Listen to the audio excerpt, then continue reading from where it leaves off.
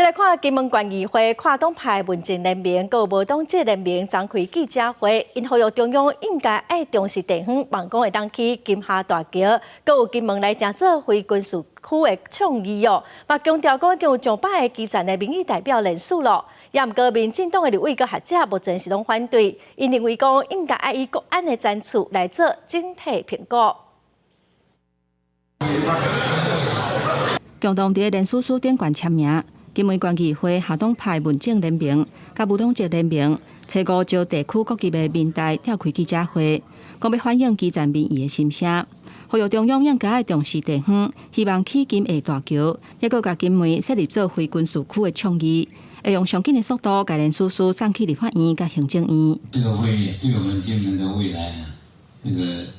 影响力很大，也是我们金门一个好的开始。希望我们中央政府能给金门一个发展的空间跟机会。人家厦门端已经如火如荼在兴建，就差金门端还遥遥无期。咱国也无起金厦大桥的规划，不过中国厦门迄边去年10月底煞已经开始咧动工。佮讲海顶的栈桥施工的进度超过8成。水这种东西都可以给金门，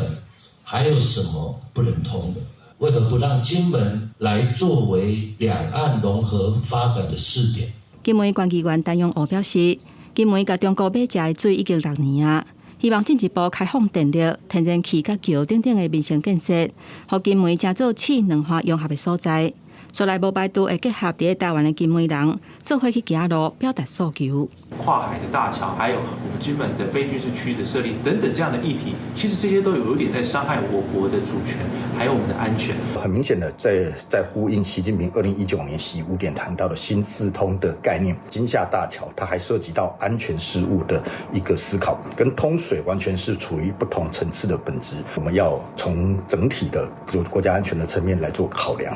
民进党立委甲学者拢是持反对的意见，因表示，离岛地区是咱国重要防务的边界，无应该干那看到商业、观光等等的利益，